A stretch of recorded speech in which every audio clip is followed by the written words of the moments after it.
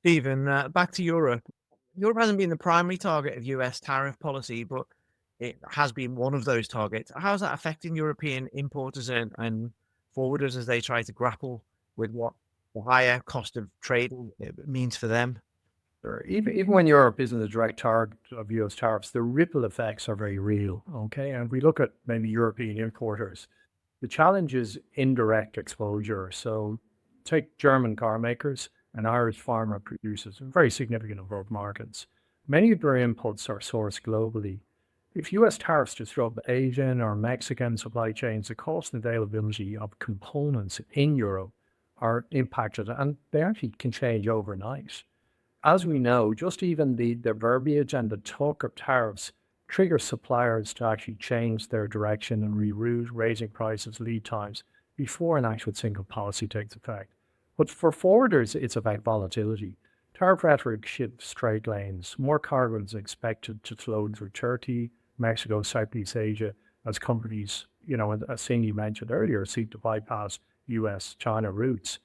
Forwards in Rotterdam and Antwerp suddenly see flows perhaps they hadn't completely planned for, and they have to manage the customs complexity of new origins and indeed working with new partners.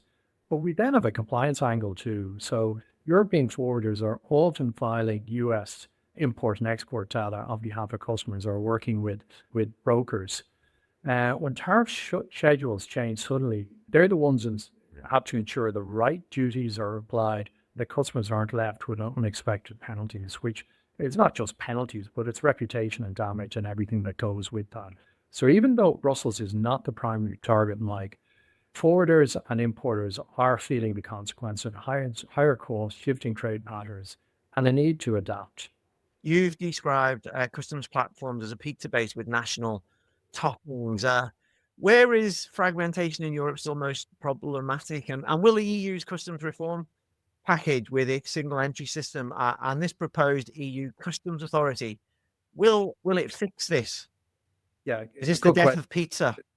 Yeah, the food analogy I think is a very European thing, and I think it's quite accurate in relation. So the UCC Unified Customs Code UCC 6 is very much a pizza base, but as we've spoken earlier, as said earlier, there is unique implementation. So it's two examples. So in Germany, there's an 11-digit tariff code, while the EU standard is 8. And that's an extra layer of complexity in one country. And ICS2, the import control system too, has, although it's designed as a single EU system, there are different nuances within that on a local basis, and each member has added some specifications. So the EU customs reform package is very significant and far-ranging in its ambition, and it's very ambitious. And it wants to move to a single system, one declaration valid across 27 countries through a single gateway. Now, that is very challenging. It will be a very challenging and it is a very far reaching ambition, and it is very ambitious. And then a new EU customs authority. So a single authority looking after all 27 member states. So fragmentation currently is still a problem. Reform package is the best chance to solve it. But it does come down to political will. And we're very uncertain political times in relation to what's happening. Until the time the traders, I think if traders start utilizing digital tools to capture correct data once and reuse it many times, I think that is going to be key. But this may take quite a number of years. 2028 is stated for one of the timelines, but depending on political will, Mike, this could take quite a number of years. So we would still see that the importance of having, a single platform that allows customers have an ability to trade locally, the last kilometer customs filing, as we call it. And it's nearly, if I could use the expression, nearly a Rosetta Stone for customs. And CargoWise and other platforms, but CargoWise in particular, give that particular visibility and that local knowledge that customers require. Just on those digital tools, you told me that one of the biggest efficiencies in supply chains was rekeying data, and I think IATA found that the average airway bill is re-entered 10 times as it moves through the supply chain. You said the real breakthrough is a custom system that lets export data from one country be reused as import data in another within a single platform, sort of what you touched on just now. how transformative is that reuse of data for compliance and visibility? And why is the industry still struggling to get there? Sure.